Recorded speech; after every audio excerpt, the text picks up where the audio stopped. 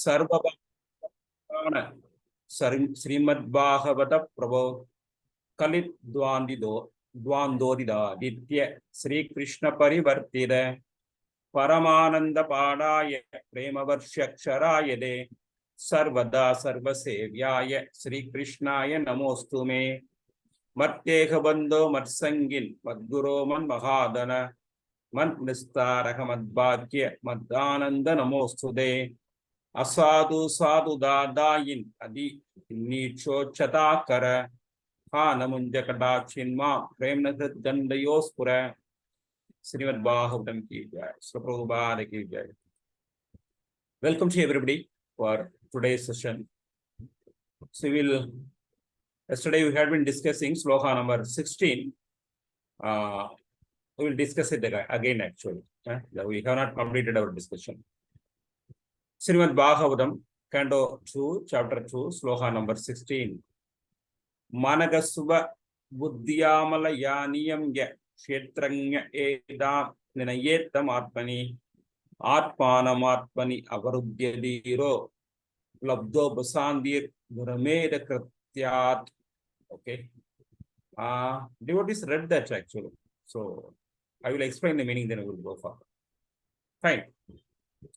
So here in this sloka, the important stage of Labdoba Sandhya had been explained. Okay. So what is Labdoba Sandhya?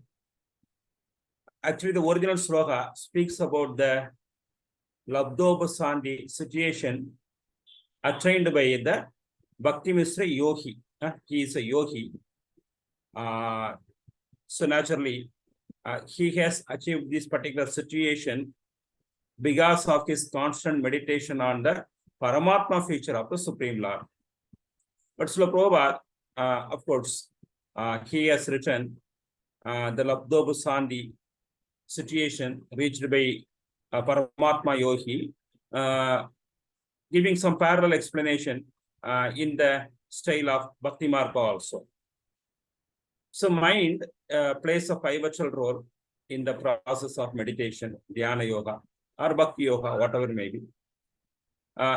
When the mind in the conditioned existence, in the stage of conditioned existence, the mind serves our materialistic impetuses like Kamaka, Krodaka, Mokaka, etc., etc. But here, this Bhakti Yogi or Jnana Yogi, he has transcended that particular platform and he has come to the stage of coming in direct contact with the Supreme Lord or Paramatma. So naturally, he serves only the desires of the Supreme Lord. In the case of Yogi, he comes in direct touch with Paramatma. In the case of Bhakti Yogi, he comes in contact with spiritual master, who is the external manifestation of the Paramatma or the Supreme Lord. So when he starts serving the Supreme Lord under his direction, as per his desire, surely he reached this particular stage of Labdaha Obashandi. He comes to the stage of complete satisfaction. Then he stops all material hangerings also. Fine. So sloka number 17 also speaks about the additional characteristics of that particular stage. Very important characteristics. Nayatra kalo animisham paraha prabhu udo nideva jagadam yishire nayatra sadvam narajastamascha na vai vikaro na mahan pradhanam. Prabhuji? Yes, Prabhu. Translation. In that transcendental state of Labdo Prashanti, there is no supremacy of devastating time, which controls even the celestial demigods who are empowered to rule over mundane creatures, and what to speak of the demigods themselves. Nor is there the mode of material goodness, nor passion, nor ignorance, nor even the false ego, nor the material causal ocean, nor the material nature. Purport. Devastating time First paragraph, the purport you can read, first paragraph. Yes.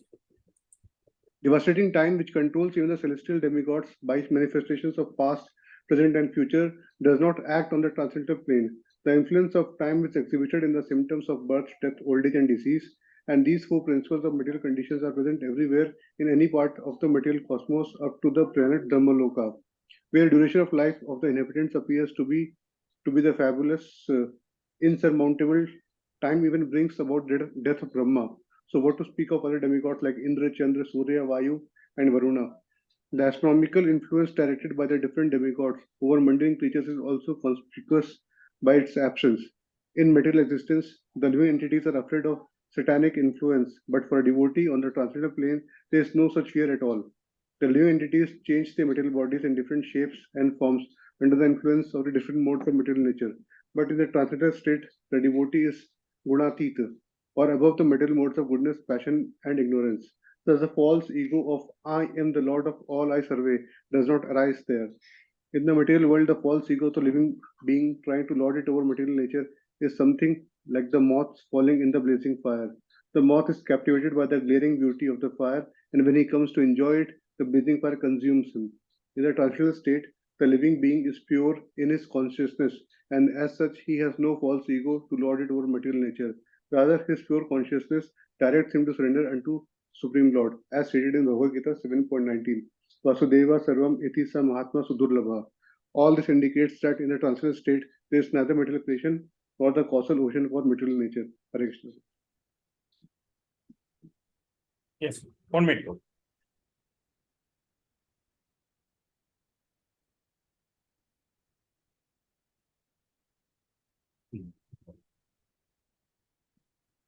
Hare Krishna, I am audible? Yes, Prabhuji. Yes, Prabhu? Yes, Prabhuji. Hare Krishna, I am audible? Haribol? Yes, Prabhuji. You are audible, Prabhuji. Okay, thanks. Your sound is very less, Prabhu. Okay, fine. Thanks. So, the further characteristics of the stage of Labdo Busandi is explained in the verse number 17. So, it's a transcendental stage. Okay. So, in this particular stage, one cannot experience the power of time. That's very nice, actually. It's a transcendental stage. So, naturally, time does not have the effect on the candidates of this particular stage. Then we don't have the influence of the astronomical influences, influence of good planets, bad planets upon this transcendental candidate. Then this particular person is freed from the influence of false ego also. It's a very nice state. But at the same time, this transcendental state is achieved either by the impersonist also, by the devotees also. This person is a yogi, Jnana Misra yogi, Bhakti Misra yogi. But basically, his ultimate goal is to merge inside the Brahma Jyoti feature of the absolute Brahman. So naturally, he prefers to remain in the eternal Brahma Jyoti. On the other hand, and devotees make further advancement from that particular stage. This stage is explained in this particular verse. Vasudeva Sarvamidhi Sa Mahatma. Vasunam Janmanam Ande Jnanavan Mam Prapatyade. The yogi or jnani, he achieves this particular stage. But somebody gets stuck up in this particular stage. On the other hand, devotees make further advancement from this Brahma Buddha stage to the stage of pure devotional service. That point Prabhupada explains in the second paragraph. But basically, the Labdo Bushandi stage can be compared to the stage of Brahma Buddha stage explained in Bhagavad Gita. Brahma Buddha Prasannatma Nat Choshadina Kamshani. Samasarves Buddhas Madbhaktim Navadepara. Like that. But there is a choice is there. If you want, you can become an impersonist. If you want to become a Vaishnava, you can become a devotee also. Sloka 80. Param Padam Vaishnavam Amananditat Yenne Dinedi Adat Shabaha Vasrijya Dauratmayam Ananya Sagrada Turdo Bhuktarha Padam Pate Pate. Yes. Hare Krishna. Hare Krishna. Translation. The transcendentalist desire to avoid everything godless, for they know that supreme situation in which everything is related with the Supreme Lord Vishnu. Therefore, a pure devotee who is in absolute harmony with the Lord does not create perplexities, but worship the lotus feet of Lord at every moment. taking them into his heart. Purport. In Bhagavad Gita, Mad Dhama, my abode, is mentioned several times, and according to version of the Supreme Personality of Godhead Shri Krishna, there exists the unlimited spiritual sky, wherein the planets are called Vaikuntha, or the abode of the Personality of Godhead. In that sky, which is far, far beyond the material sky, and it is sevenfold covering, there is no need of sun or moon, nor is there necessity of electricity for illumination, because the planets are self-illuminating and more brilliant than the material suns. Pure devotees of Lord are absolutely in harmony with the personality of Godhead, or in other words, they always think of Lord as their only dependable friend and well-wisher. They do not care for any mundane creature up to the status of Brahma, the Lord of the universe. Only they can definitely have a clear vision of Vaikuntha planets. Such pure devotees, being perfectly directed by the Supreme Lord, do not create any artificial perplexity in the matter of transcendental understanding by wasting time in discussing what is Brahman and what is non-Brahman or Maya, nor do they falsely think of themselves as one with the Lord, or argue that there is no existence of Lord separately, or that there is no God at all, or that living beings are themselves God, or that when God incarnate himself, he assumes a material body. Nor do they concern themselves with many obscure speculative theories, which are in actuality so many stumbling blocks on the path of transcendental understanding. Apart from the class of impersonalists or non-devotees, there are also classes who pose themselves as devotee of Lord, but at heart maintain the idea of salvation by becoming one with the impersonal Brahman. They wrongly manufacture their own way of devotional service by open debauchery and mislead others who are simpletons or debauchees like themselves. All these known devotees and debauchees are, according to Vishwanath Chakravarti, Duratmas or crooked soul in the dress of Mahatmas or great soul. Such known devotees and the debauchees are completely excluded from the list of transcendentalists by the presentation of this particular verse by Shukdev Goswami. How shall I continue? No need, bro. Thanks, bro. Correction. Yes, bro. So we discussed that the stage of Labdhoba Sandhi was achieved by two kinds of transcendentalist, Bhakti Misra Yogi and by the devotee also. So in that particular stage, okay, we can say Bhakti Misra Jnani and Bhakti Misra Yoni. In that stage, there is a choice is there. If somebody wants to become impersonalist, he can become impersonalist also. But if somebody is a genuine Mahatma, he prefers to go further one step more. He wants to become a servant of the Supreme Lord. That Mahatma's characteristics are explained in this particular verse. They are Mahatmas. Already Srila Prabhupada quoted that particular verse in the previous slokas purport. So what they want to do? They not only want to avoid materialism, they want to avoid the impersonal feature of the Supreme Lord also. They are more interested in Enneti Neti. They are not interested in the principles of Enneti Neti.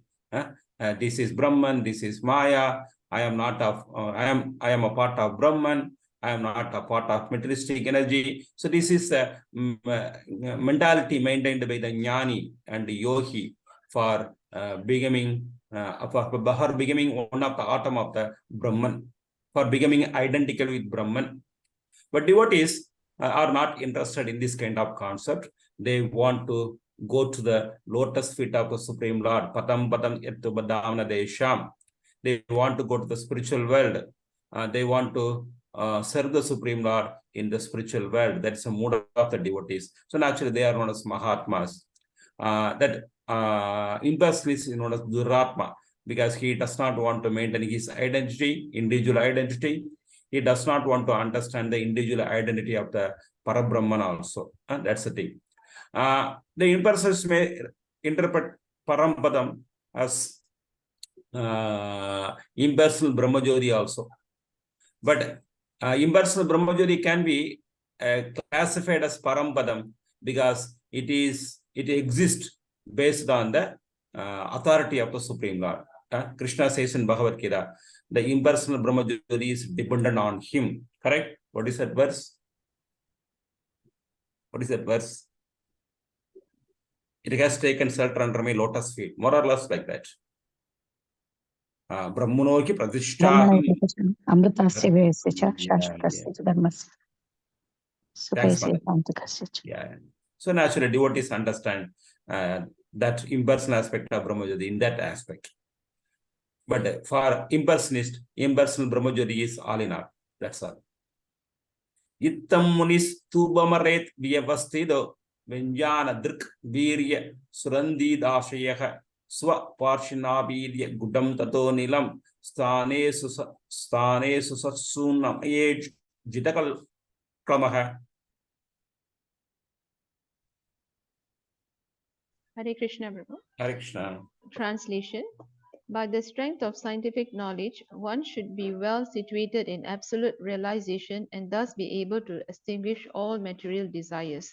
One should then give up the material body by blocking the air hole through which stool is evacuated with the heels of one's foot and by lifting the life air from one place to another in the 6 primary places.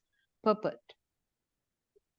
There are many Duratmas who claim to have realized themselves as Brahman and yet are unable to conquer Duratmas and are unable to conquer material desires. In the Bhagavad Gita 18.54, it is clearly explained that an absolutely self-realized soul becomes completely aloof from all material desires. Material desires are based on the false ego of the living being and are exhibited by his childish and useless activities to conquer the laws of material nature and by his desire to lord it over the resources of the 5 elements. With such a mentality, one is led to believe in the strength of material science with its discovery of atomic energy and space travel by mechanical vehicles. And by such tiny advancement in material science, the false egoist tries to challenge even the strength of the Supreme Lord, who can finish all man's tiny endeavors in less than a second. The well-situated self, or Brahman realized soul, perfectly understands that the Supreme Brahman, or the personality of Godhead, is the all-powerful Vasudeva, and that he, the self-realized living being, is a part and parcel of the Supreme Whole. As such, his constitutional position is to cooperate with him in all respects in the transcendental relation of the served and the servitor. Such a self-realized soul chooses to exhibit his useless activities of attempting to lord it over material nature. Being scientifically well informed, he fully engages himself in faithful devotion to the Lord. Thanks, Mataji. Hare Krishna. Thanks, Mataji. So, what is the meaning of the original sloga? It speaks about the activities of the yogi, Jnanamisra yogi, what he does. So, in this particular situation, he does some mechanical activities for the purpose of transporting himself to Brahmajyoti, either Brahmajyoti or to some materialistic planets where he wants to go back. That point is explained in the second paragraph. This mechanical system of, it's a very difficult thing actually. He blocks his evacuation system. He stands on one foot. Then he gradually lifts his pranayama to 6 places like navel, abdomen, heart, chest, palate, eyebrows, cerebral bit. Then this point is explained in the 6th chapter of Bhagavad Gita also. Then he selects his destination. So in that way, he leaves his particular body. Surely, for achieving his success in this particular process, he should be cleared of all the materialistic desire. But Srila Prabhupada writes the first paragraph of this particular purport based on the perspective of Bhakti Yogi. Prabhupada wants to say that only Bhakti Yogis, they can do that. Bhakti yogis are not dependent on this mechanical process. By the power of Bhakti yoga itself, they extinguish all the materialistic desires. Anya abhlashida sunyam, anya abhlashida sunyam. Devotees does not have any other materialistic desire at all. Correct? Krishna Bhakta niskamaha, they don't have any materialistic desire at all.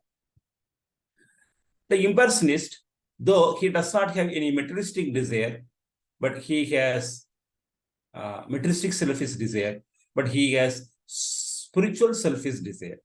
So naturally, he cannot be said as Mahatma also. He is a Duratma again. He wants to become one with God. In one sense, that is a dangerous desire than the desire of materialistic person. So naturally, only devotees can be said as selfless people. Devotees surely achieve the ultimate abode without the need to practice these mechanical arrangements done by the so-called yogi. He may be a Bhakti Misra yogi or just a mere yogi. Nabhyam sidam hridi aviropya dasmat udana katyora sidam nayen munihi tado anusandaya diya manasvi suvata lumulam salahir nayeda. Yes. Hare Krishna. Translation. The meditative devotee should slowly push up the life air from the navel to the heart, from there to the chest, and from there to the root of the palate. He should search out the proper places with intelligence. Purport. There are 6 circles of the movement of the life air, and the intelligent bhakti yogi should search out these places with intelligence and in a meditative mood. Among these mentioned above is the Swadhisthana chakra, or the powerhouse of the life air, and above this, just below the abdomen and navel, is the Mani Purak chakra. When upper space is further searched out in the heart, one reaches the Anahat chakra, and further up, when the life air is placed at the root of the palate, one reaches the Vishuddhi chakra. Hare Krishna. Okay. So the technicalities are explained here again. 6 chakras are there. Gradually, he raises his prana to the ultimate chakra, Visuddha chakra. Dasmad Guruvor Andaram Unnayeda Nurutta Sabdayadano Anabekshaha Sitpa Muhurtardadam Akunda Drishtir Nirbidya Murdram Usrujet Param Gadaha. Yes. Translation. Thereafter, the Bhakti yogi should push the life air up between the eyebrows and then blocking the 7 outlets of the life air. He should maintain his aim for going back home, back to Godhead. If he is completely free from all desires for material enjoyment, he should then reach the cerebral hold and give up his material connections, having gone to supreme purpose. The process of giving up all material connections and returning home back to Godhead, the Supreme, is recommended herein. The condition is that one should be completely free from the desires of material enjoyment. There are different grades of material enjoyments in respect to the duration of life and sensual gratification. The highest plane of sensual enjoyment for the longest period of life is mentioned in Bhagavad Gita 9-20. All are but material enjoyments, and one should be thoroughly convinced that he has no need such a long duration of life, even in the Brahmlok planet. He must return home, back to Godhead, and must not be attracted by any amount of material facilities. In Bhagavad Gita 2.59, it is said that this sort of material detachment is possible to attain when one is acquainted with the supreme association of life. Param drishtva nivartate. One cannot be free from material attraction unless he has complete understanding of nature of spiritual life. The propaganda by a certain class of impersonalists that spiritual life is void of all variety is dangerous. Propaganda to mislead the living beings into becoming more and more attracted by the material enjoyments. As such, person with a poor fund of knowledge cannot have any conception of Param, the Supreme. They try to stick to the varieties of material enjoyments, although they may flatter themselves as being Brahman realized souls. Such less intelligent persons cannot have any conception of the Param as mentioned in this verse, and therefore they cannot reach the Supreme. Thanks, That Prabhu. emo- Enough, Prabhu. Hare Krishna. Thanks, Prabhu. Enough, Prabhu. So the Srila Prabhupada had again interpreted the sloka from the perspective of a pure devotee. Basically, Srila Prabhupada has explained the meaning of the original verse in the last paragraph. Actually, what does the yogi does? Now he is making a plan to leave this material world by opening his head cerebral forum, or otherwise sometimes they leave the jiva, basically by making a hole in the upper portion of our head. That's what he does, cerebral hole. And then he selects some of the planets in the higher planetary system. Basically, he goes to Satyaloka. And then in Satyaloka, he gets the association of Lord Brahma. Then he becomes devotee. Then finally, along with Lord Brahma, he will go to the spiritual world. That is the gradual elevation. That's a method of gradual elevation. Kramamukti, that's known as Kramamukti. But Prabhupada speaks about the perspective, sees the same verse from the perspective of a pure devotee. A pure devotee has already exhausted all the materialistic desire to visit different higher planetary systems. So he is interested only in reaching the highest planetary system, Param Gadaha.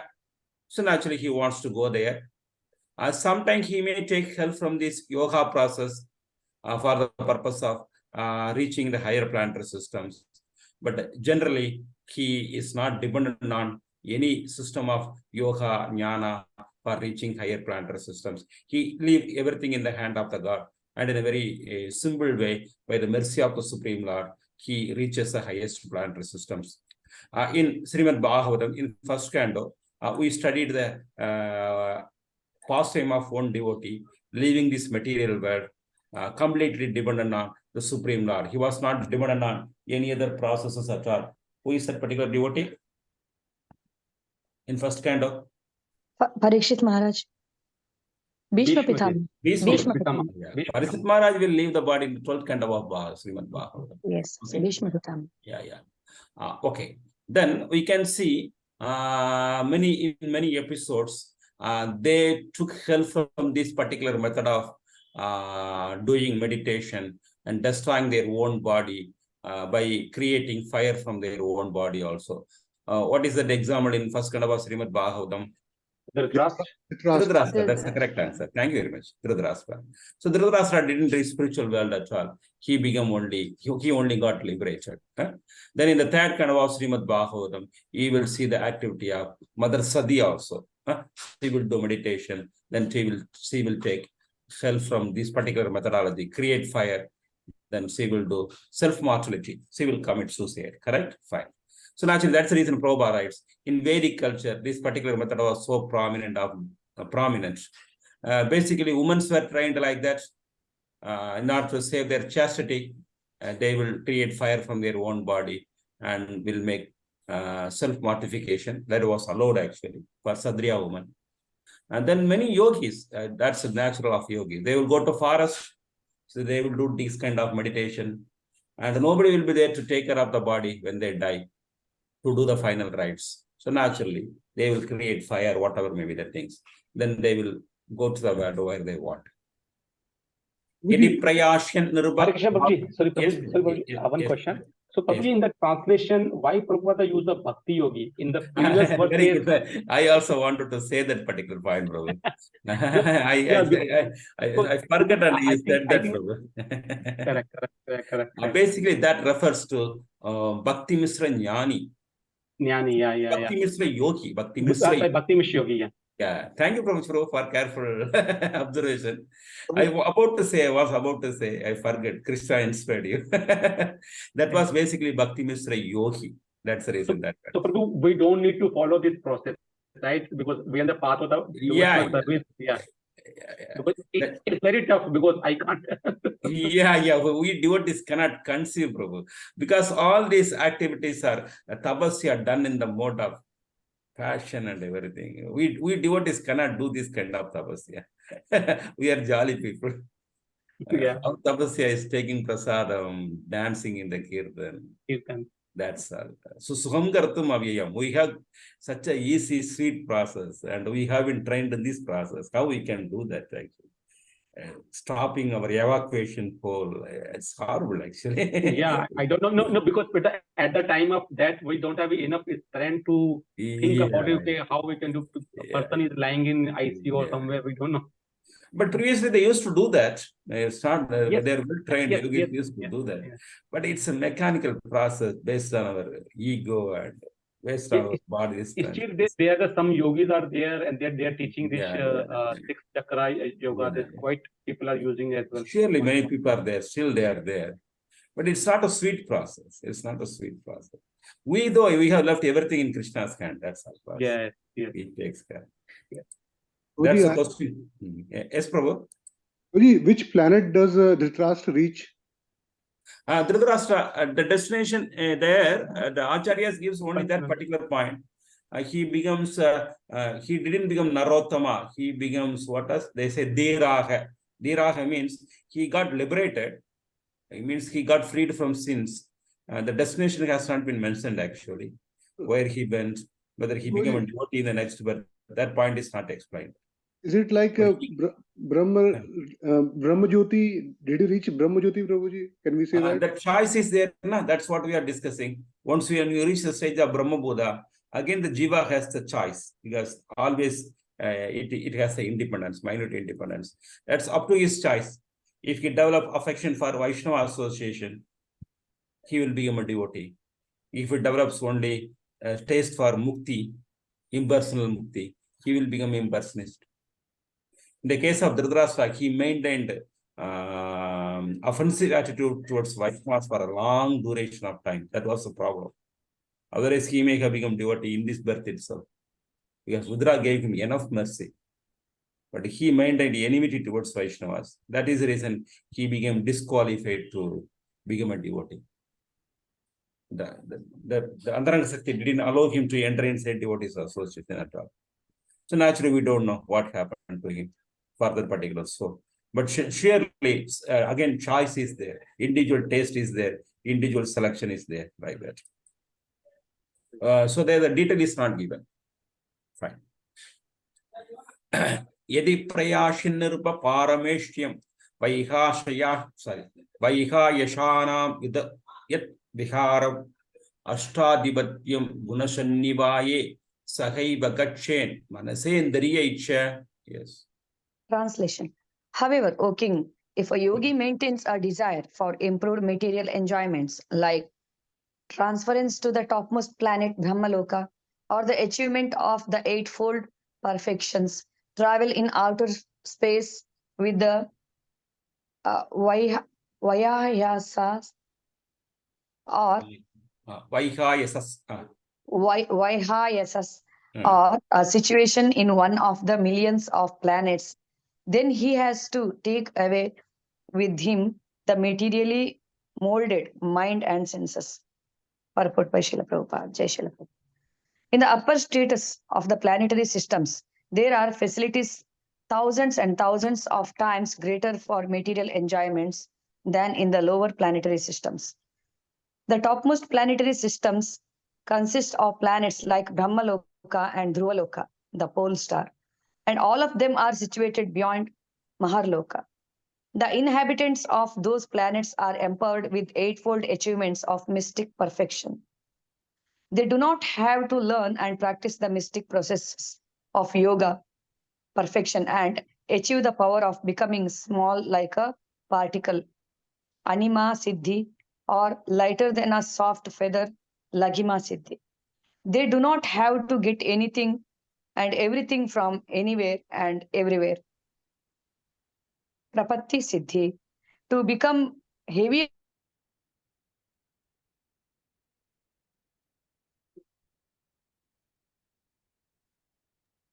Mataji. Mataji, what happened? Little problem? Internet problem? Mine, it is okay, I think. Now it's clear. Now it's clear, Mataji. Go on. Okay. Okay. Ishitva Siddhi.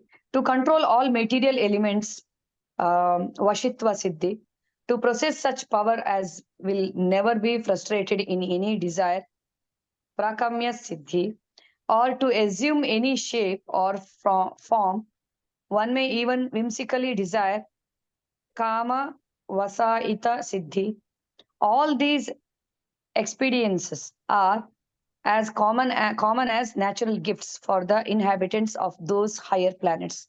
They do not require any mechanical help to travel in outer space, and they can move and travel at will from one planet to any other planet within no time. The inhabitants of the Earth cannot move even to the nearest planet except by mechanical vehicles like spacecraft. But the highly talented inhabitants of such higher planets can do everything very easily. Shall I continue, Thanks, Prabhuji? enough, Mataji. Thanks, Mataji. Yes. You see, now we are seeing the lifestyle of a Bhakti Misra Yogi, correct? We saw that he did the preliminary exercises for making his, that's known as Ashtanga Yoga, right? Generally, they practice the preliminary physical exercises needed for the performance of yoga. They select a proper place. Then we saw that he got purified of his all materialistic desires. Then gradually he raised his prana to the cerebral pole. Then he has a choice. And the choice is explained here. Generally, they become impersonalist. But some jivas, from that particular stage, they come to the stage of unalloyed devotional service, Ananya Bhakti. They are known as Mahatmas. Here, what happens? This is the danger of Yoga Marka and Jnana Marka.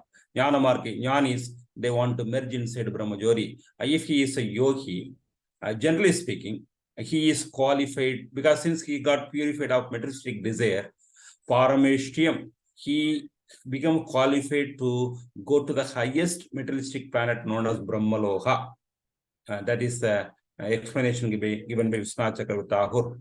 Parameshtiam means Brahma Padam, Brahmaloka. He is qualified to reach there. Then there one has to take association from Lord Brahma, the devotee. Then he has to become devotee. Then if he become a devotee, along with Lord Brahma, during the time of Pralaya, he has to wait up to the time of Pralaya, annihilation, to transport himself to the spiritual realm along with Brahma. Then there are also so many complications are there. Anyway, first we will see. It's a Krama Mukti. So naturally, yogis are generally interested in achieving 8 mystic perfections.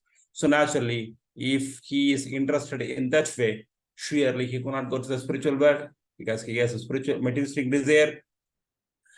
Sometimes they may not have an intense desire to achieve this mystic perfection, but they may be interested, inquisitive to experience this to some extent. So they will be promoted to Siddhaloka, Jnanaloka, Tapaloka, here and there, and they can have the direct experience of these particular experiences. But danger is there. Again, if they get attached, they will get stuck up there. Then, as I said, if he is desireless, he will go to Brahmaloka. Then in Brahmaloka also, 2 things are there. If he start worshipping Brahma independent of the Supreme Lord, he will get stuck up there. But if he understood Brahma as a servant of the Supreme Lord, and if he also start worshipping Supreme Lord and association of Brahma, finally he becomes qualified to go to the spiritual world. So naturally, a lot of delay is there, correct? And a lot of danger is there in our way. We may get stuck up. Sometime when we are traveling by bus or car, we will stop in some place just to see something. But gradually we will spend so much of time there. We will waste our time and energy, and we may get diverted also. So that's the problem here. So that's the thing. So Parampadam can be, Parameshtiam can be, generally it is understood as the planet of Lord Brahma, but he has to go up again actually, and that he has to use his intelligence. Text number 2. Whatever may be the case, all are expected to come to the association of devotees and change their mentality. Otherwise, things will not happen at all.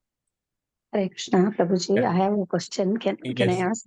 Yes, yes, Mataji. Prabhuji, actually, Dhruvaloka is a spiritual world. Ah, Lord Narayana, Lord Vishnu says to Dhruva that this is a Hmm. spiritual world I have given to you. Here it is mentioned that it's a material world. where, Mataji? In the lecture, in the Brahmaloka, it's a Dhruvaloka and Brahmaloka they have. The topmost lokas, Brahmaloka and Dhruvaloka. But Dhruvaloka is above the Prabhupada writes material world. Dhruva also. Where he wrote the name Dhruva. Okay. That is a spiritual world, Lord says in Yeah. 4th canto. The topmost planetary system consists of planets like Brahmaloka and Dhruvaloka. But Prabhupada didn't say this is about Dhruvaloka. It's a materialistic planet. Na? He says that are the topmost planets. That's all. It's a with the Brahmaloka, he said. Brahmaloka is a material No, here world. the point is like that. Here the geographical location of Dhruvaloka and Brahmaloka is explained. That's all. Geographically, they are situated in the highest section of our universal geography. That point is explained. But Brahmaloka and Dhruvaloka are different in nature, actually. Yes. Prabhu, Yeah. Dhruvaloka is part of material creation. I thought it is still No, part it's a of material. spiritual world. It's a completely spiritual world situated within the realm of boundaries of material world. That's all. Yes, yeah. That's just like we say Jagannath Puri, Kanchipuram, Saptapuris. They are part of spiritual world situated within the boundaries of Bharatavarsha. That's all. But they are spiritual world. Yeah, because during the annihilation, that Dhruvaloka doesn't annihilate, right? Yeah. The Saptapuris also never get annihilated. Yeah. That's all. Mataji is clear, Mataji? Yes, Prabhuji. Saptapuris means which are those, Prabhuji? Saptapuris, Mataji, this Badrinath, then Mayapur. Mayapur is not this Mayapur. That is actually Haridwar. And then we have Jagannath Puri. Then we have Rameswaram. Then we have Kanchipuram. Then we have Abandi. Like that. So during annihilation, they it doesn't affect to these places. Yeah. The residents of that particular place, they go back to spiritual world. Oh, okay. Prabhuji. Of course, we see whenever we go to these places, we see the external manifestation of these particular dams. Rameswaram, it is in Tamil Nadu here. Then we see Jagannath Puri in Orissa. But actually, they all are spiritual world. The Devadas, they see the residents of these particular places in 400 form. In 400 form. We see them as Indians in some states of like Rameswaram in Ramanad district in Tamil Nadu, Jagannath Puri is in Kanjam district of Orissa, like that we see. But that's a perspective of Indian government. But from the perspective of Devadas, they see them as eternally liberated souls. So unless or else they commit some serious offense, they all will go back to spiritual world just by living in the Dham. Okay. That's it. And what about the means the residents of the Puri and all if they commit offenses? That's what I am saying. Puri, everybody, if they commit some serious offense, they may not go back. Otherwise, they all are liberated souls, generally speaking. Externally, they may be doing some sinful activities. And they may not have taken diksha in some sampradaya, but they all are eternally liberated souls. Okay, some pandas and all in Puri, they are committing some offenses. So how means? That's from the perspective of Krishna. We don't know whether, in our perspective, they behave in God's way. Yes. But we don't know what's going on externally, internally, from the perspective of the Lord. But one thing is that in Kali Yuga, we don't know how. In another sloka says that in Kali Yuga, the Kshetras are captured by demonic people also. We don't know whether that particular person, from where he came, whether he is the resident of that particular place, or he is some so-called demon captured that particular place because of influence of Kali Yuga. It's very difficult to predict, actually. Very difficult. Okay, Professor. Hare Krishna. Thank you, Professor. Thanks. Okay, then we have to go for so that's the thing. But the devotee is not interested in anything, so naturally he goes to the spiritual world directly. He didn't have any other desire at all. Sloka 23. Yogeshwaranam Gadimahur Andar Bagistri Lohyaka Pavanandaratmana na karma bistam gadim apnumandi vidya tavayoga samadhi bhajam.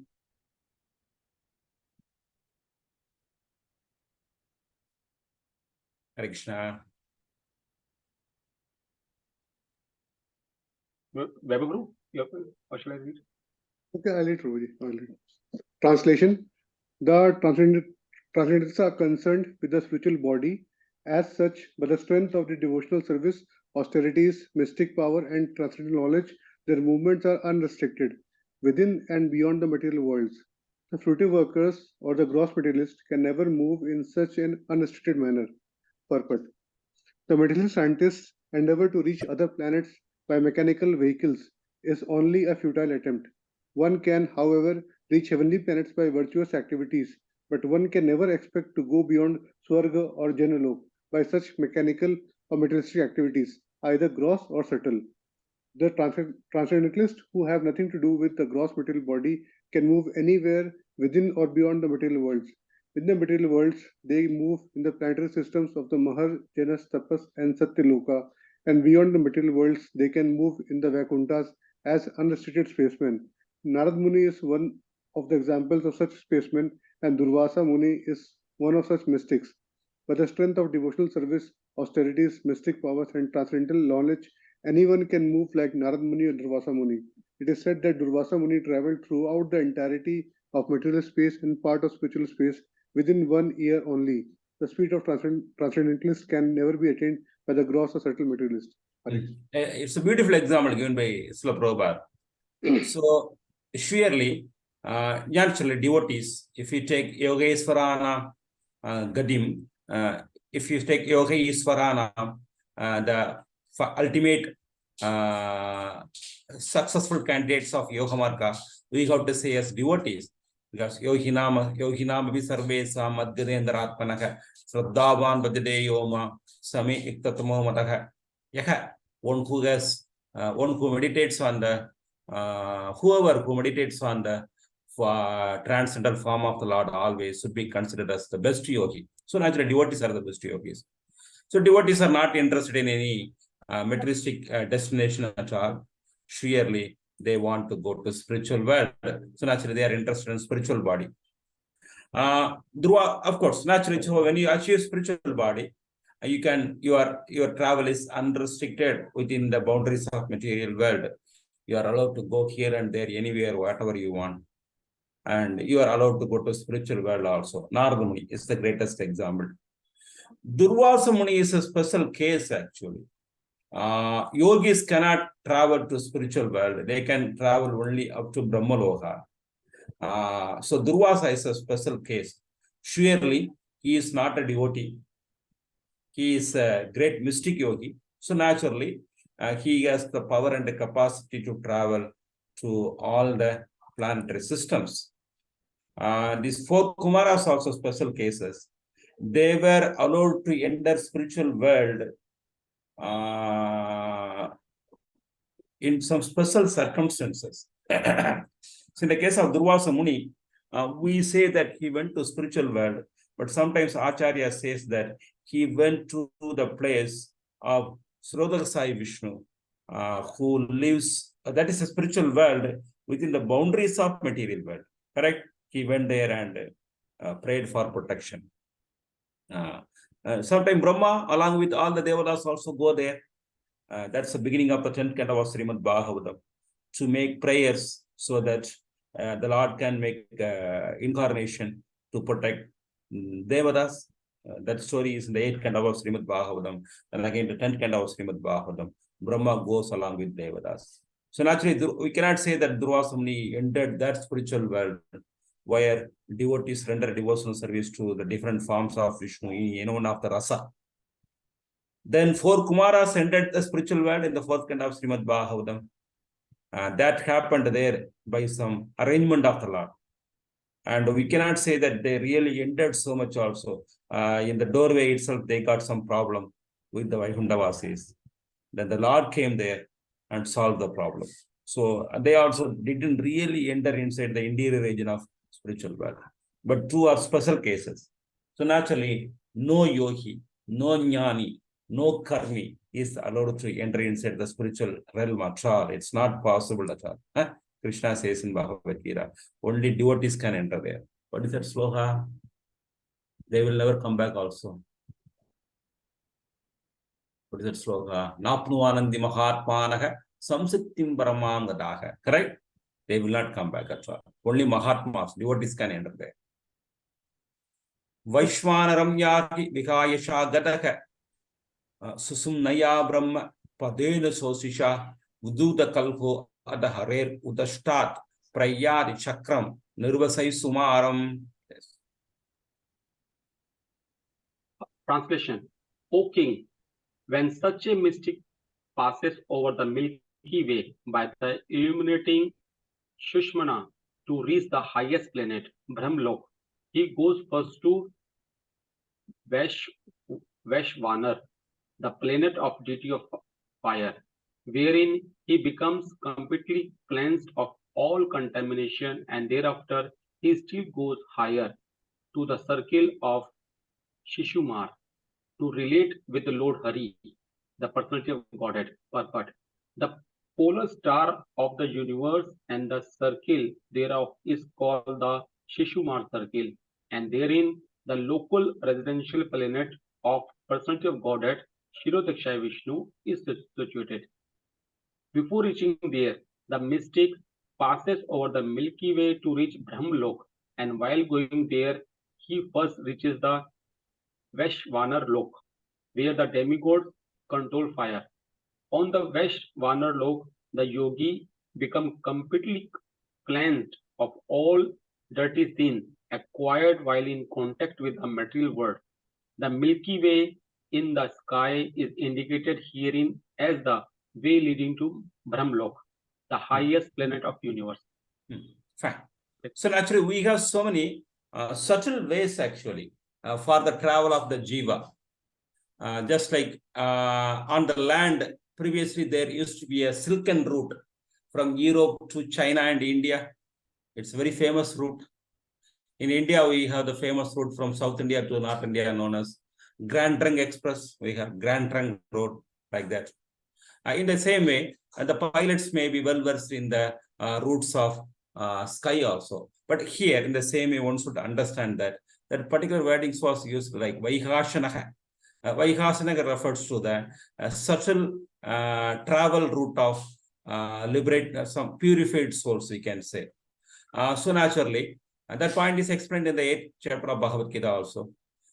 First of all, the purified yogi is allowed to go to higher planetary systems where so much of material facilities are available. If he got attracted, he will continue to stay there.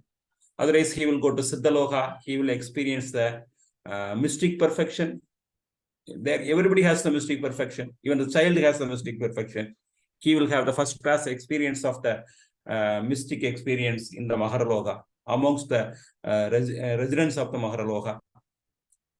Then if he is further qualified, he goes to Brahmaloka. This he goes to especially when they go near the fire god planter systems, they get completely purified. And then this Vaishvara Chakra, it's a meeting point actually there. The Susumara Chakra is a meeting point between the spiritual world and the material world. So that is a place of Srodakasai Vishnu, as we discussed earlier. If he is more qualified, he may go there also. But gradually, he has to surely take up the process of pure devotion service in order to transport himself to spiritual world. That should happen. Like for Kumaras, then gradually they become Vaishnavas by reaching this particular planet of Srodakasai Vishnu. Tat Visvanabhim tu Adivartya Vishnur Ani Yasha Vrajenatmanaiha Namaskritam Brahmavidam Ubaidi Kalpa Yusoyat Ubudaramande. Translation. This Shishumar is the pivot for the turning of the complete universe, and it is called the navel of Vishnu, Garbhodakshay Vishnu. The yogi alone goes beyond this circle of Shishumar and attains the planet Maharlok, where purified saints like Bhrigu enjoy a duration of life of 4.3 billion solar years. This planet is worshipable even for saints who are transcendently situated. So Susumara is a pivot of Lord Naval Vishnu, but it seems geographically it is little low situated than Maharloka, which is a materialistic planetary system. So if he wants to, generally speaking, by going to Karbala Sai Vishnu, then if he become a devotee, he will go to spiritual world. Otherwise, again he get transported to Maharloka, where Lord Brihu lives. And still he does not go to spiritual world at all. And then he goes to the now Brahmaloka. Then his situation in Brahmaloka is explained again. Parameshtyam. Ado Anandasya Mukhanalena Dandyaya. Sorry.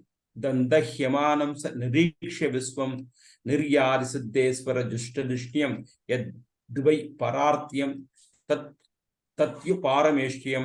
Yeah. Damayanti Mataji, you want to read or shall I read? You can read, Prabhuji. She is Mataji. Okay. Yes. Translation.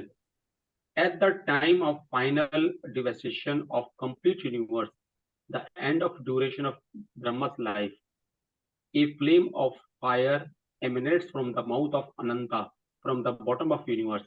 The yogi sees all the planet of the universe burning to ashes, and thus he leaves for Satyaloka by airplanes used by the great purified souls.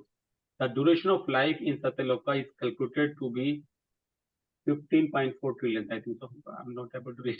Okay. But it is indicated herein that the residents of Maharlok, where the purified living entity or demigod possess a duration of life calculated to be 4.3 billion solar years, have airship by which they reach Satyaloka, the topmost planet of the universe. In other words, Srimad Bhagavatam gives us many clues about the other planets far, far away from us, which modern planes and spacecraft cannot reach, even by the imaginary speeds. The statements of Srimad Bhagavatam are accepted by the great acharyas like Sridhar Swami, Ramanujacharya, and Vallabhacharya. Lord Sri Chaitanya Mahaprabhu especially accept Sri Bhagavatam as the spotless Vedic authority, and as such, no sane man can ignore the statement of Srimad Bhagavatam.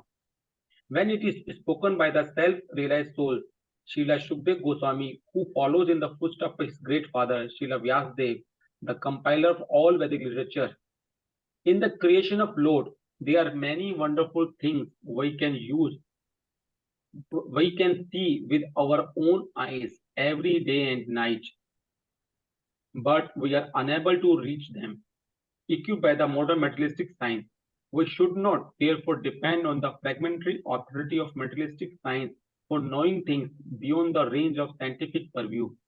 For a common man, both modern science and the Vedic wisdom are simply to be accepted because none of his statements, either the modern science or the Vedic literature, can be verified by him. The alternative for a common man is to believe either of them or both of them. The Vedic way of understanding, however, is more authentic because it has been accepted by the acharyas, who are not only faithful and learned men, but also liberated souls without any of the flaws of conditioned souls. The modern scientists, however, are conditioned souls, liable to many errors and mistakes.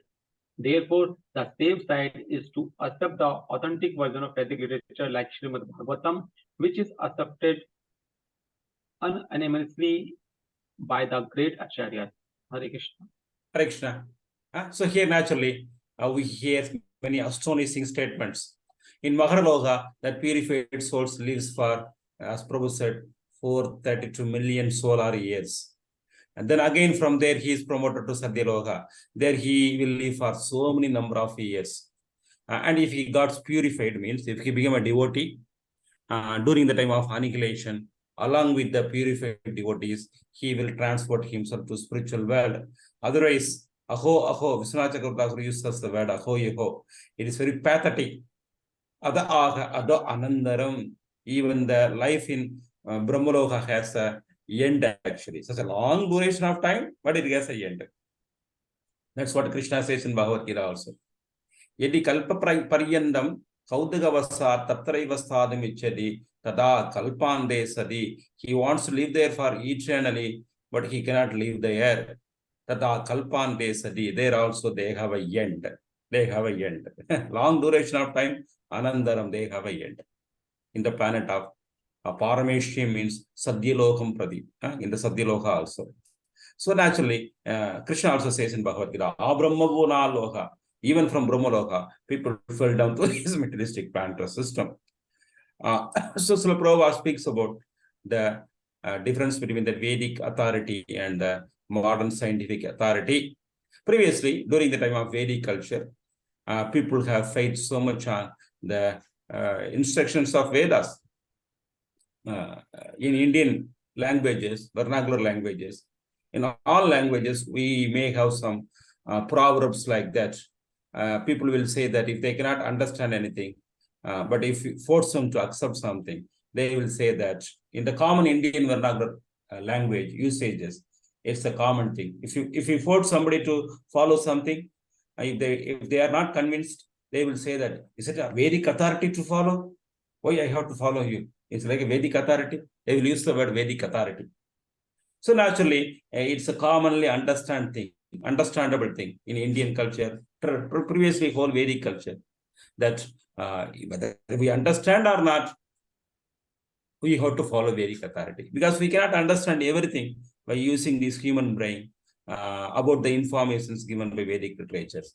But why we should accept? Because these all are accepted as authority by great personalities like Sukadeva Goswami, Lord Chaitanya Mahaprabhu, Ramanujacharya, Madhvacharya, Prabhupada, Bhakti Siddhanta Saraswati Goswami Maharaj, etc., etc. They accept. So naturally, we have to accept, though we may not be able to understand it, because we know that they are far away situated in their consciousness when compared to the modern day scientists who smoke in one hand and does scientific research in another hand. But people have a choice whether to accept the authority of ordinary conditioned souls with flaws, with mistakes, so-called scientists, or to accept the authority of the great acharyas. Na yatra soho na jara na mrityu, nartit na sodbega rde kutachit, yatchitta dodaha krivayanidam idam duranda dukka prabhavanu darshanat. Translation. In that planet of Satyalok, there is neither bereavement, nor old age, nor death. There is no pain of any kind, and therefore there are no anxieties, save that sometimes, due to consciousness, there is a deep feeling of compassion for those unaware of the process of devotional service, who are subjected to unsurpassable miseries in the material world. Purport. Foolish men of materialistic temperament do not take advantage of successive authorized knowledge. The Vedic knowledge is authorized and is acquired not by experiment, but by authentic statements of the Vedic literatures explained by bona fide authorities. Simply by becoming an academic scholar, one cannot understand the Vedic statements. One has to appraise the real authority who has received the Vedic knowledge by disciplic succession, as clearly explained in the Bhagavad Gita 4.2.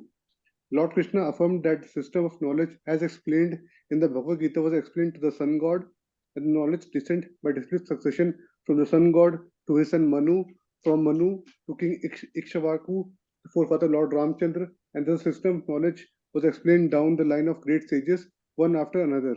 But in due course of time, the authorized succession was broken, and therefore, just to reestablish the true spirit of the knowledge, the Lord again explained the same knowledge to Arjuna, who was a bona fide candidate for understanding due to his being a pure devotee of the Lord.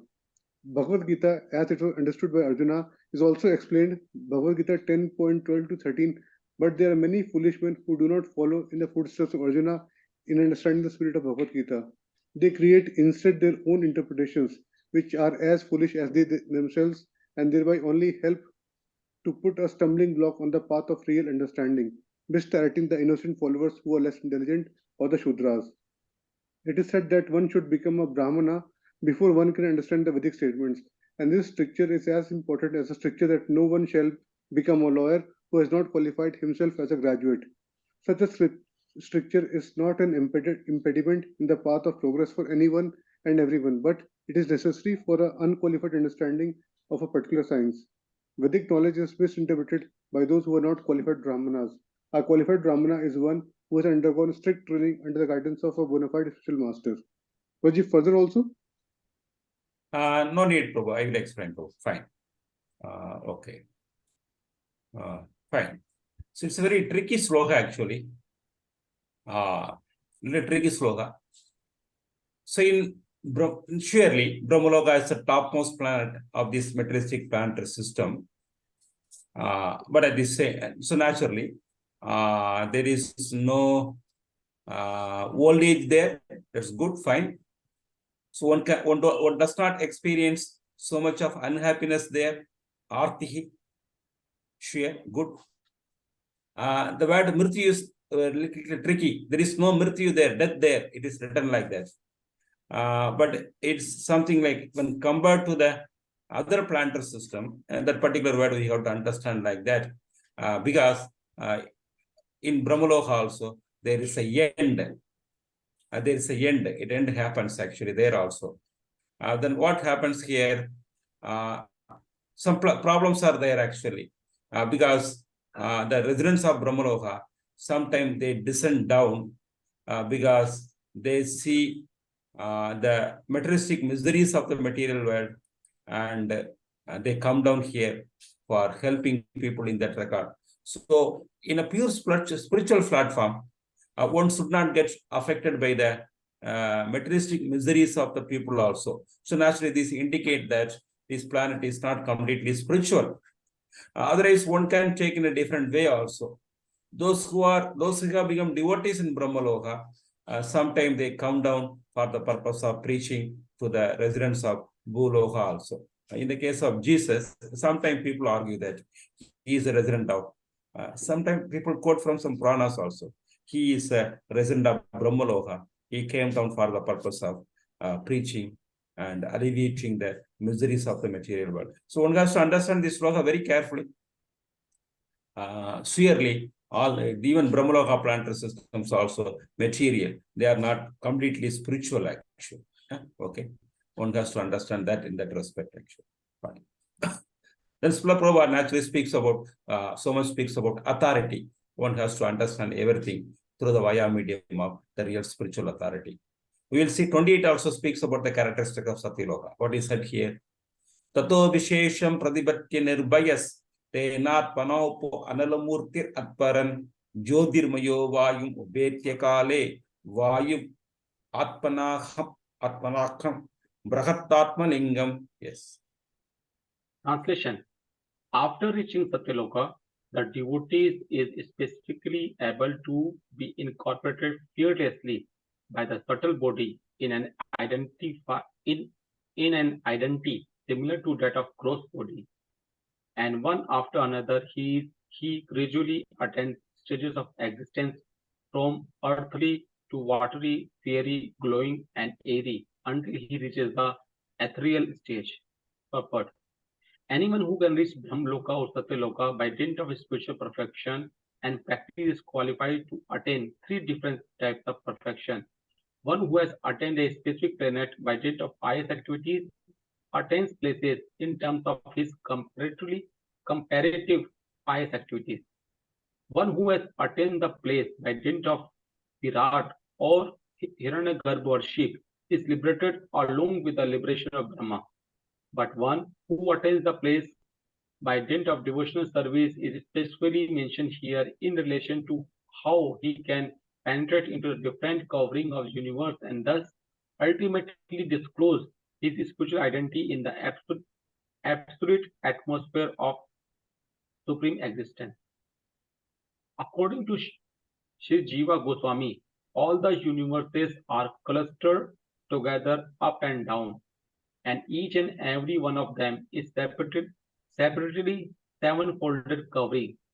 The water portion is beyond the seven-fold covering, and each covering is 10 times more expensive than previous covering.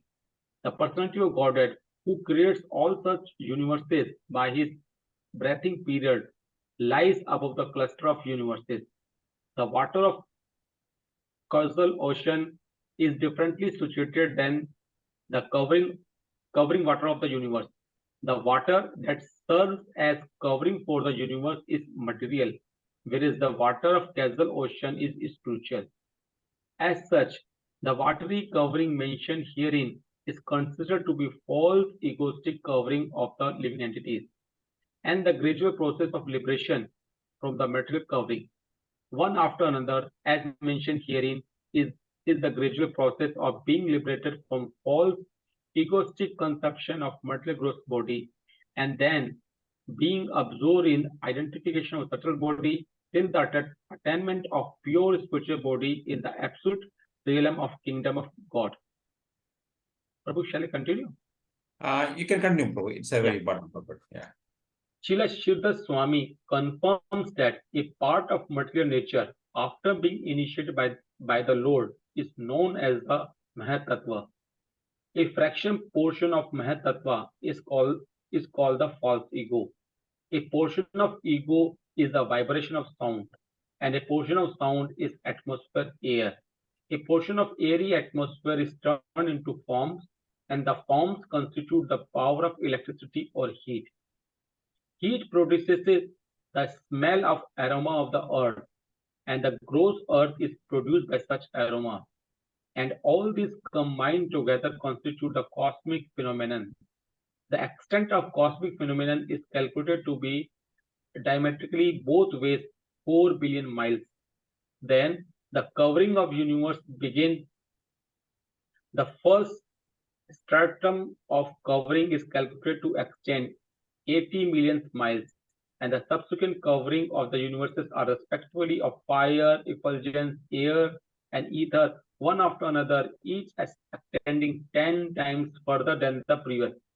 The fearless devotee of Lord penetrates each one of them and ultimately reaches the absolute atmosphere where everything is of one and the same spiritual identity. Then the devotee enters one of the Vaikuntha planets where he assumes exactly the same form as Lord and engages in the loving transcendental service of Lord.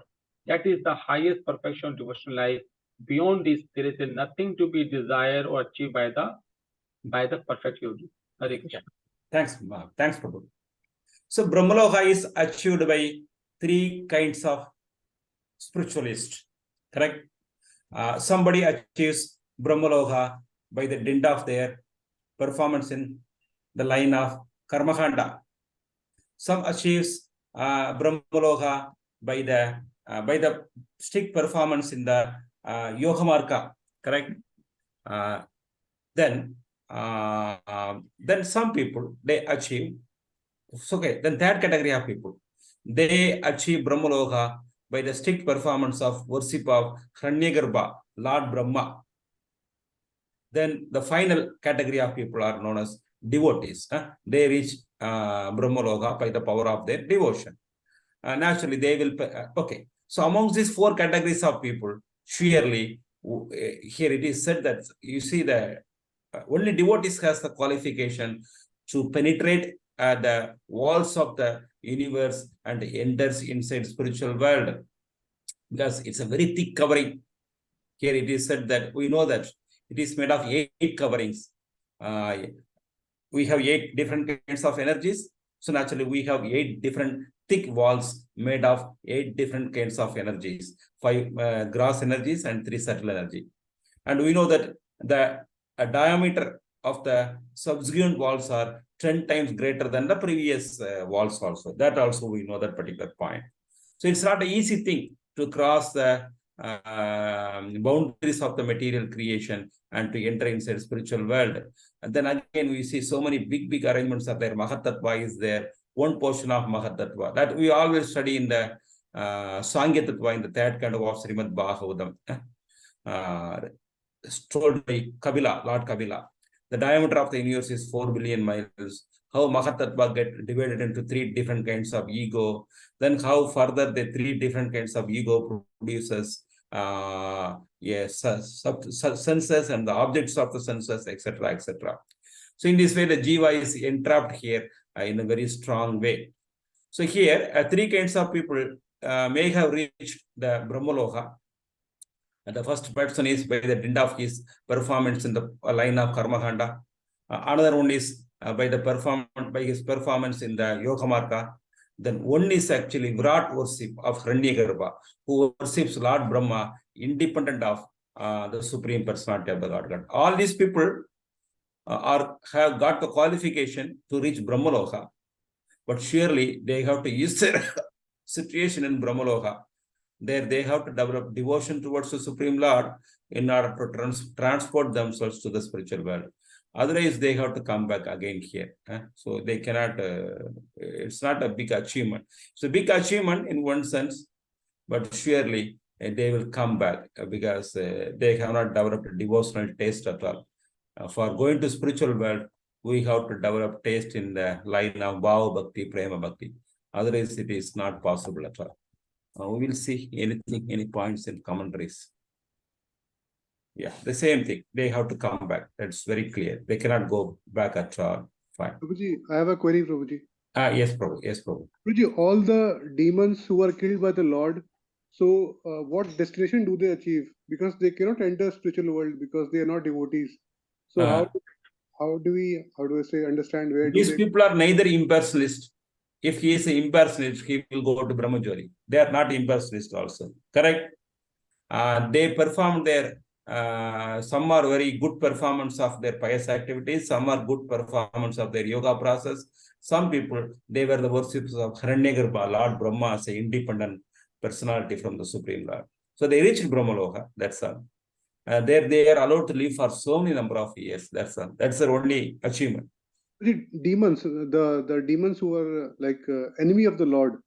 They achieve Brahmajori. They are, in one sense, they are more fortunate than these people. They achieve Brahmajori.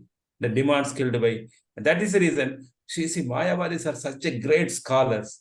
They are people in mode of goodness. They know Sanskrit Vyagaran. They are basically Brahmanas. But finally, their destination is the destination of just demands. That's all. It's not just a good path. Not a good path. But they don't realize it. That's the problem. Sloka number 29. Granena gandam rasanena vairasham rubam chadrishtya svashanam tuvachaiva srotena swabhatya navo gunatvam pranena swakudim ubaidi yogi. Yeah. Translation. Okay. Let me continue. The devotee thus surpasses the subtle objects of different senses like aroma by smelling, the palate by tasting, vision by seeing forms, touch by contacting, the vibrations of the ear by ethereal identification, and the sense organs by material activities. Purport. Beyond the sky, there are subtle coverings resembling the elementary coverings of the universe. The gross coverings are a development of partial ingredients or the subtle causes. So the yogi or devotee, along with liquidation of the gross elements, relinquishes the subtle causes like aroma by smelling. The pure spiritual spark, the living entity, thus becomes completely cleansed of all material contamination to become eligible for entrance into the kingdom of God. Correction. Correction. So Prabhupada translate everything from the perspective of a pure devotee. He even rejects the objects of all the sense elements. We have senses, we have sensual objects also. We have the sense known as nose. The object of that particular sense is nice, fragrant objects of this material world. The process is sumani, materialistic sumani. Then we have materialistic tasting. We have palate and we have nice tasteable, eatables actually. Then we have beautiful forms to see. We have eyes also. But devotees transcendental all these beautiful, these different stages because they engage their senses in the transcendental loving service of God. Correct? The Srikesha Rishikena Sevanam Bhakti Ruchade. So naturally, devotees transcend this platform in a very easy way. Saha, the devotee, Sabhuda Sukshmendriya Sannikarsham Manomayam Devamayam Vikaryam Samsatya Gadaya Sakadenayadi Vinyana Tattvam Gunasannirodham. The whole purport we have to read. It's very important. Translation. The devotee, thus surpassing the gross and subtle forms of covering, enters the planes of egoism, and in that status he merges the material modes of nature, ignorance and passion. In this point of neutralization, and thus reaches egoism in goodness. After this, all egoism is merged in the Mahat Tattva, and he comes to point of pure self-realization. Purport. 1 minute, Prabhu. I will explain the meaning, then you can go for purport. The translation itself, we need explanation. So what happens? And this particular devotee, as I already said that the first energy emanated from the Lord Karnagada Sai Vishnu body is known as Mahatattva. So Mahatattva got divided into 3 different kinds of egos. Egos in the mode of ignorance, egos in the mode of passion, and egos in the mode of goodness. From the ego, from the mode of goodness, mind got created. From the ego in the mode of passion, and our senses got created. Then from the ego in the mode of ignorance, the sensual objects got created. So what happens? Gradually the devotee, basically it explains about yogi, but basically ultimately devotee. So what happens here? Because the yogi has to become devotee in this particular stage in order to do these performances. So he merges his material modes first in the ego of ignorance, then in passion, then further he makes advancement. He merges his egoism in ego in the mode of goodness also. Then finally he merges everything in the stage of Mahatattva, then he becomes a pure soul. So in the stage of Mahatattva, everything is in a neutralized stage. That's what I want to explain. There, no differentiation is there. Everything is in one unit. Okay. Then when Mahatattva gets divided, it expands into different varieties. Mahatattva is a symbol, Advaita, one object actually. Then it gets divided into different objects. That particular point we have to understand. Okay, go on with the purport. Very long purport. Purport. Pure self-realization, as we have several times discussed, is the pure consciousness of admitting oneself to be the eternal servitor of the Lord. Thus, one is reinstated in his original position of transcendental loving service to the Lord, as will be clearly explained in the following verse. This stage of rendering transcendental loving service to Lord without any hopes of emoluments from the Lord or any other way can be attained when the material senses are purified and the original pure state of senses is revived. It is suggested herein that process of purifying the senses is by the yogic way, namely the gross senses are merged in the mode of ignorance and the subtle senses are merged in the mode of passion. The mind belongs to mode of goodness and therefore is called devmay or godly. Perfect purification of the mind is made possible when one is fixed in the conviction of being the eternal servitor of Lord. Therefore, simple attainment of goodness is also a material mode. One has to surpass this stage of material goodness and reach the point of purified goodness or Vasudev Sattva. This Vasudev Sattva helps one to enter into the kingdom of God. Thanks for 1 minute. So these points we explained already, correct? So first of all, he merges the lower levels of things like gross senses into the mode of ignorance, in the ego into the mode of ignorance, and subtle senses into the mode of passion, ego in the mode of passion.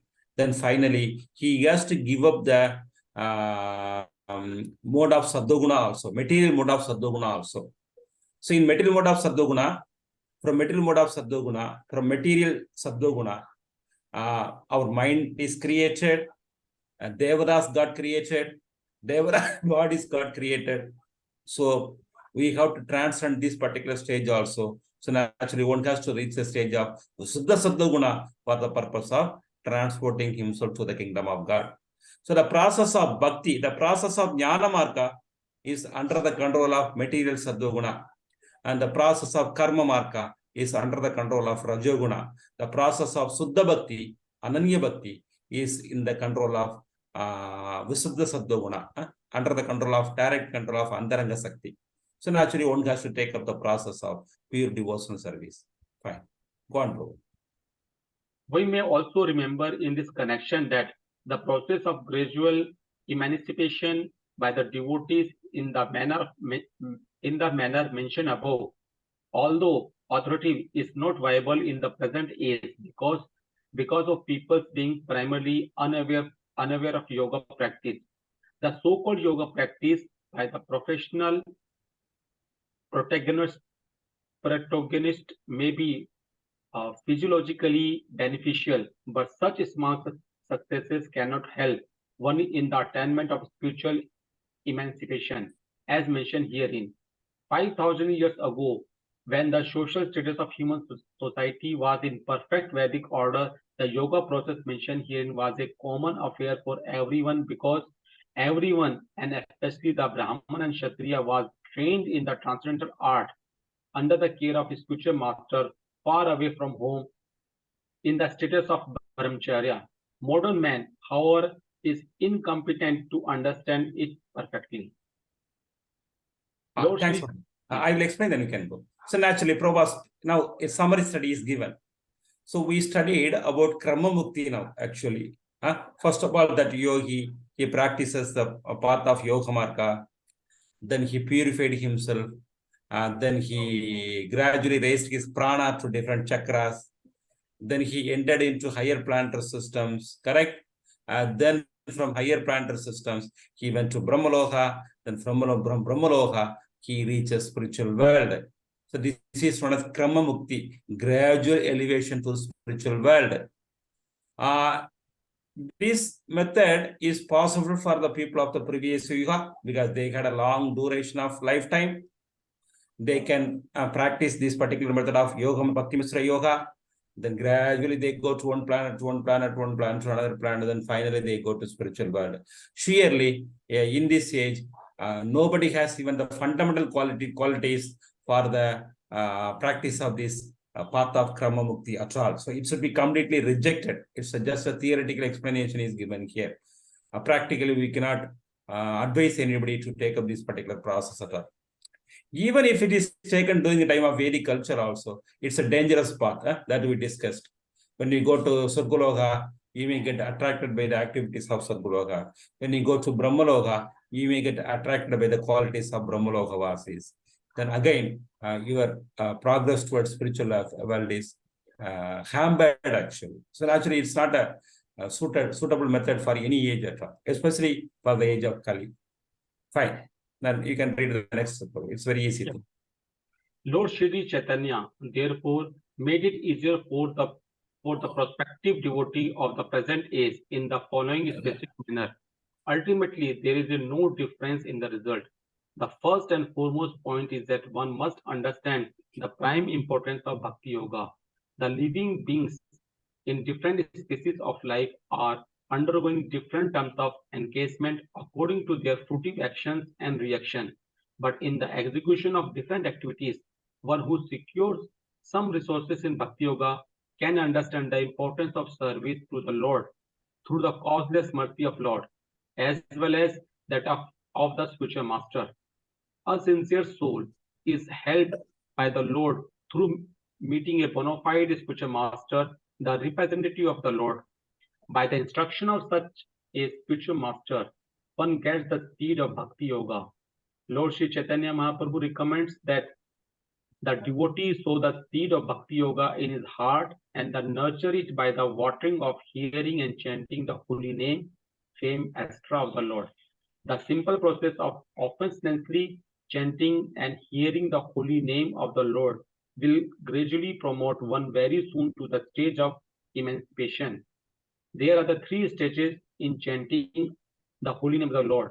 The first stage is offensive chanting of holy name, and the second is the reflective stage of chanting the holy name, and the third stage is offenseless chanting of the holy name of the Lord. In the second stage, only the stage of reflection between the offensive and offenseless stages, one automatically attains the stage of emancipation, and in the offenseless stage, one actually enters into the kingdom of God.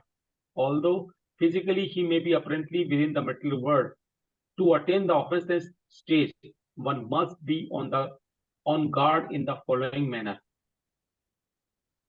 When we speak of hearing and chanting, it means that not only should one chant and hear the holy name of Lord as Ram, Krishna, or systematically the 16 names of Hare Krishna, Krishna Krishna, Hare Hare, Hare Ram, Ram Ram, Hare Hare, but one should also read and hear the Bhagavad Gita and Srimad Bhagavatam in the association of devotees.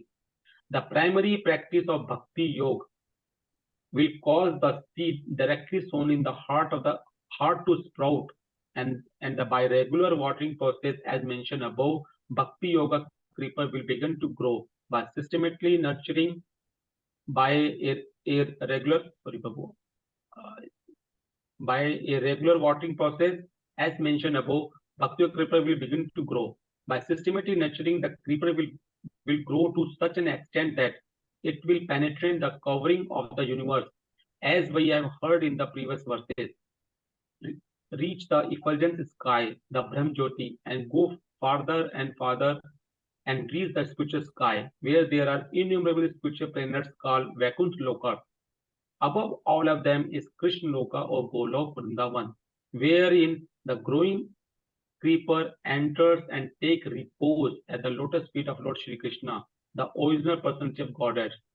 When one reaches the lotus feet of Lord Krishna at Golok Vrindavan, the watering process of hearing and reading, as also chanting the holy name in the pure devotional stage, fructifies, and the fruits grown there in the form of love of God are tangibly tested by the devotee.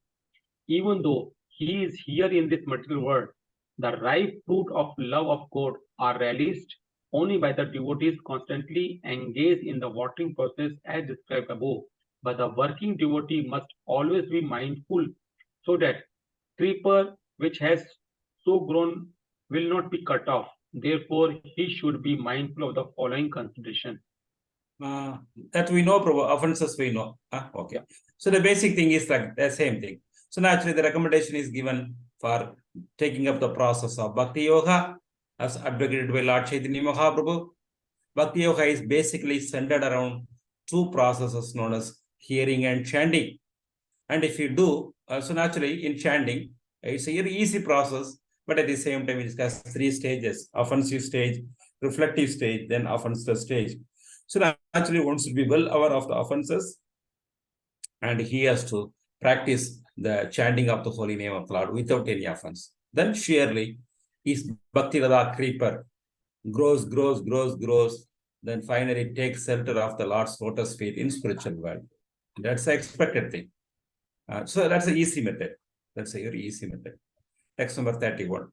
Tenatmanatmanam ubaidisandam anandam anandamayo vashane yedam gadim bhagabatim gadoyaha savai punarneha sanjadenga. Translation. Yeah. Only the purified soul can attain the perfection of associating with the personality of Godhead in complete bliss and satisfaction in his constitutional state. Whoever is able to renovate such devotional perfection is never again attracted by this material world, and he never returns. First paragraph, bro. We should especially note in this verse a description of Gatim Bhagavatim, to become merged in the rays of the Par Brahman, the Supreme Personality of Godhead, as desired by the Brahmavadi impersonalist, is not Bhagavatim perfection. The Bhagavatas never accept merging in the impersonal rays of the Lord, but always aspire after personal association with the Supreme Lord in one of the Vaikuntha spiritual planets in the spiritual sky. The whole of the spiritual sky, of which the total number of material skies is only an insignificant part, is full of unlimited numbers of Vaikuntha planets. The destination of the devotee, the Bhagavata, is to enter into one of the Vaikuntha planets, in each of which the personality of Godhead, in his unlimited personal expansions, enjoys himself in the association of unlimited number of pure devotees associates. The conditioned souls in the material world, after gaining emancipation by devotional service, are promoted to these planets. But the number of ever liberated souls is far, far greater than the number of conditioned souls in the material world. And the ever liberated souls in the Vaikuntha planets never care to visit this miserable material world. Hare Krishna. Hare Krishna, thanks, Prabhu. So naturally here the conclusion is given. Here the word Bhagavatim is used finally. Directly the word comes actually. So here it says that surely only devotees can reach the spiritual world.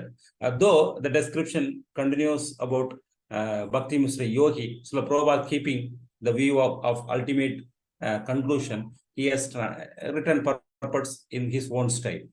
Okay, fine. It's something like writing purport for the first 3-4 chapters of Bhagavad Gita. It speaks about actually Varnasrama Dharma, Karma Mishra Yogi, like that. But Prabhupada speaks everything in the perspective of devotee. Okay, here the conclusion is given. Only devotees can reach that ultimate abode, which is free from, which is full of happiness, Anandam. Then Anandam Yo Shane, Ubaidisandam. That's very peaceful also. Surely, naturally, impersonalist cannot reach the spiritual world at all. He reaches the boundary of the spiritual world, surely, but he didn't enter inside the spiritual world. That's the difference. Impersonalists are successful in crossing the material boundaries, but they cannot reach the spiritual world because they have not developed any relationship with the Supreme Lord at all. So the example is given is for impersonalists. They say that they compare themselves as the fish which has entered inside the great ocean of Brahman. So naturally, they have entered inside the great ocean of Brahman, but since they are individual jivas, they should release their rasa anubhava with the Supreme Lord. That, as we discussed in the second sloka of the first kind of Srimad Bhagavatam, important sloka. Nihamagal Putror Galidam Balam Sugamukha Tamrdatrabasam Yudam, like that. But they don't have the experience of the rasa in relation with the Supreme Lord. So naturally, they lack something in their experience of Brahmajodi. So surely the example is given for in search of sense gratification, the fish which has entered inside the great ocean come back again to the rivers. In the same way, though they crossed the materialistic boundaries of this material world, impersonalist will fall down again inside the material creation in long duration of time. Maybe very long duration. May not be like the fall down like a Brahmaloka-vasi, but surely he will fall down. That's the reason Krishna speaks only devotees as Mahatmas. He says Mahatmas, those who have reached the spiritual world, will not come back to this material world at all. So naturally, spiritual world has the quality of Sandam and the Anandam. There is no unhappiness at all. It's an atmosphere of full of happiness. The yogi even cannot achieve this particular state actually. So naturally, for reaching a spiritual world, one has to develop his eternal relationship with the Supreme Lord. He has to develop the love of Godhead, that quality, important quality for going back to the spiritual world. That is needed, that qualification is needed. Fine. Sloka number 32. Yede strite nirbhaveda de tvaya viprishte cha sanadana sanadanecha Yevai pura brahman akatushta aradido bhagavan vasudevaha. Yeah. Translation. Your Majesty Maharaj Parishit, know that all that I have described in reply to your proper inquiry is just according to the version of the Vedas, and it is eternal truth. This was described personally by the Lord Krishna unto Brahma, with whom the Lord was satisfied upon being properly worshipped. Purport. The two different ways of reaching the spiritual sky and thereby getting emancipation from the all material bondage, namely either the direct process of reaching the kingdom of God or the gradual process through the other higher planets of the universe, are set forth exactly according to version of the Vedas. The Vedic version in these connections are Yada Sarve Parmuchyante Kama Ye Asya Hridi Asya Hridi Shritaha Atha Mrityo Amrityo Bhavte Atra Brahma Samshnute Brahm Arnak Upanishad 4.4.7 and Te Archir Abhisambhavanti Brahm Arnak Upanishad 6.2.15. Those who are free from all material desires, which are disease of heart, are able to conquer the death and enter the kingdom of God through the Archi planet. This Vedic version corroborates the version of Srimad Bhagavatam, and later is further confirmed by the Shukdev Goswami, who affirms that the truth was disclosed by the Supreme Personality of Godhead, Lord Shri Krishna Vasudev, to Brahma, firstly first authority on the Vedas. The disciplic succession holds that the Vedas were uttered by Lord Krishna to Brahma, by Brahma to Narada, and Narada to Vyasdev, and by the Vyasdev to Shukdev Goswami, and so on. So there is no difference between the version of all the authorities. The truth is eternal, and as such, there cannot be any new opinion about the truth. That is the way of knowing the knowledge contained in the Vedas. It is not a thing to be understood by one's erudite scholarship or by the fashionable interpretation of mundane scholars. There is nothing to be added and nothing to be subtracted, because the truth is truth. One has to accept after all some authority. The modern scientists are also authorities for the common man for some scientific truth. The common man follows the version of the scientist. This means that common man follows the authority. The Vedic knowledge is also received in that way. The common man cannot argue about what is beyond the sky or beyond the universe. He must accept the version of the Vedas as they are understood by the authorized disciplic succession. In Bhagavad Gita, also the same process of understanding the Gita is stated in the 4th chapter. If one does not follow the authority version of the Acharya, he will eventually search after the truth mentioned in the Vedas. Hare Krishna. Thanks, Prabhu. Thanks, Prabhu. So naturally, in this section we made a comparative study of two people. One who made Krama Mukti, gradual elevation, that's what Prabhupada says. Then one who reaches the spiritual world through the direct method of known as Krama Mukti and Sadhya Mukti. Krama Mukti is made by the Bhakti Misra Yogi, and direct process is taken by the devotees, known as Sadhya Mukti. Sadhya means in Sanskrit, Sagrit Sadhya means immediately. So both reaches spiritual world. The Krama Mukti person also, he reaches Brahmaloka. Then after taking association from Brahma, he reaches spiritual world. What happens? Yada sarve pramuchyande kamesha sriti hridi sradaha. They all get purified of their materialistic desire. Then adaha martyo amrdo bhavati ada brahma samshnade.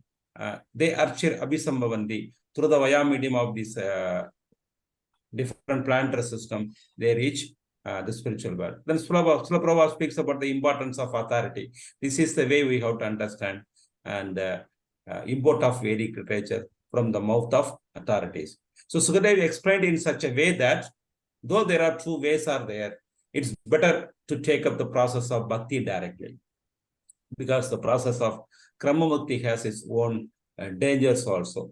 Then Srila Prabhupada also in the previous purport, he spoke about the futility of this particular method, Krama Mukti, especially in this age of Kali. So we will wind up with the next verse, because that comes to the whole discussion comes to the end. From sloka number 34, some additional informations are given. That's all. Okay. Then since it speaks about Veda, some things about Vedas are discussed in the next section. So we will complete our discussion today on sloka number 33. Nahi ataka andiga sivakapanda vishataka samsartha iha vasudeve bhagavadi bhaktiyo yado bhavet. So it's a conclusion. Okay. Fine. Translation. For those who are wandering in the material universe, there is no more auspicious means of deliverance than what is aimed at in the direct devotional service of Lord Krishna. 1 minute, Prabhu. So naturally, this is a thing. This is the way of explanation in Bhagavad Gita also. The Bhagavad Gita, 2nd chapter, 3rd chapter, they explains about Niskama Karma Yoga, Sakama Karma Yoga, Niskama Karma Yoga. Then some indications about Bhakti Misra Jnani is given. Then Bhakti Misra Yogi, that point is explained so much from in the 6th chapter of Bhagavad Gita. Then finally, from 7th chapter onwards, Krishna makes a comparative study of all these different kinds of methods with Bhakti Yoga, and he establishes the superiority of Bhakti Yoga. The same thing here, Sukadev spoke about the methodology of Krama Mukti also, because in the audience of Ganges, different kinds of people were there. So he explained about Krama Mukti, then finally he comes to the conclusion, no, just take up the direct process, Bhakti Yoga, like that. Fine, bro, read the part. Good. As will be clarified in the next verse, devotional service or direct Bhakti Yoga is the only absolute and auspicious means of deliverance from the grip of material existence. There are many indirect methods for deliverance from the clutches of material existence, but none of them is as easy and auspicious as Bhakti Yoga. The means of Jnana and Yoga and other allied disciplines are not independent in delivering a performer. Such activities help one to reach the stage of Bhakti Yoga after many, many years. In the Bhagavad Gita 12.5, it is said that those who are attached to the impersonal feature of the Absolute are liable to many troubles in the pursuit of their desired goal. And the empiricist philosophers searching after absolute truth realize the importance of Vasudev realization as all in all after many, many births. Bhagavad Gita 7.19. As far as yoga systems are concerned, it is also said in the Bhagavad Gita 6.47 that amongst the mystics who pursue the absolute truth, the one who is always engaged in the service of the Lord is the greatest of all. And the last instruction in the Bhagavad Gita 18.66 advises fully surrendering unto the Lord, leaving aside all other engagements or different processes for self-realization and liberation from material bondage. And the purport of all Vedic literatures is to induce one to accept the transcendental loving service of the Lord by all means. As already explained in the text of Srimad Bhagavatam first canto, either direct Bhakti Yoga or the means which ultimately culminate in Bhakti Yoga without any tinge of fruitive activity constitute the highest form of religion. Everything else is simply a waste of time for the performer.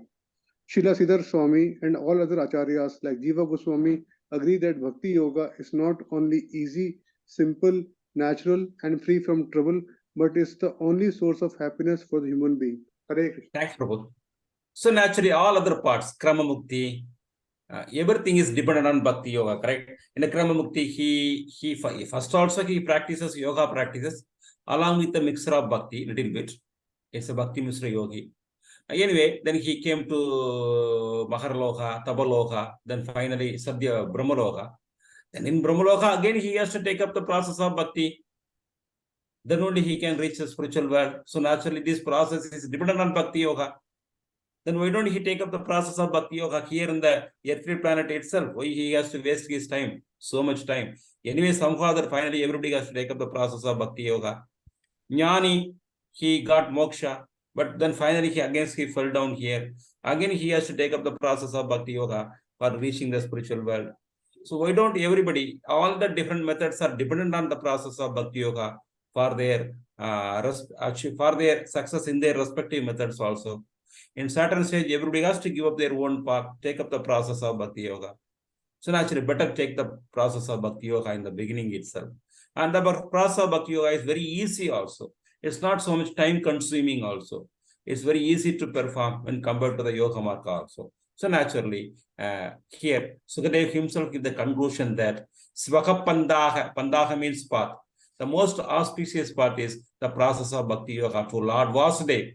He gives a direct name also. We have to perform Bhakti Yoga to Vasudev. Fine, he gives a conclusion.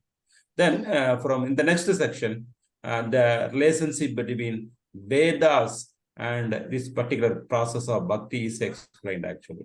It's a very small section that we will complete in the next class, and we will continue with our discussion in the next chapter. Next chapter is easy actually. But surely the second kind of Srimad Bhagavatam is one of the difficult portions of Srimad Bhagavatam. When you complete the second portion of Srimad Bhagavatam, in one sense, you can say that your Bhakti Vaibhava course is perfect, already completed. Other portions are very easy when compared to the second kind of Srimad Bhagavatam. So it will take a lot of time, and I am expected to teach everything from first chapter to 10th chapter also. Thank you very much. So what about our Deepavali holidays, anything like that? I have been taking Bhakti Vaibhava, another batch, classes for another batch in the morning also on every Saturday and Sunday, parallelly with your batch. So every day I have 2 Bhakti Vaibhava classes, 3 hours. Then I have my own studies, travel, everything. Then I have Bhakti Sastri courses for Tamil language also. Many things are going on. So that in that batch, devotees had been discussing about some holidays for the next week, something like that. I don't know what they have decided. You all decide. I don't have any objection. If you want, I will take the class also. If you want Diwali holidays, you can give a break also. When Diwali is being conducted here in North India? Next week, no? Monday, Yeah, here in South India on Sunday. Oh, you connect Sunday. on Monday only. Yeah? You don't have problem. In South India, it is connect on Sunday. But maybe students may want maybe some free time project. I don't know. So we can discuss on WhatsApp internally. Yeah, you all can discuss. I am ready to take class. No problem. Huh? You all discuss. If you want a break, we can give also. No issue. Huh? Okay. Thank you very much. Thank you. वाचा हल्पद्रव्यस्य कृपा सिद्धिवेय वच पतितानां पावनेभ्यो वैष्णवेभ्यो नमः। Hare Krishna. Hare Krishna.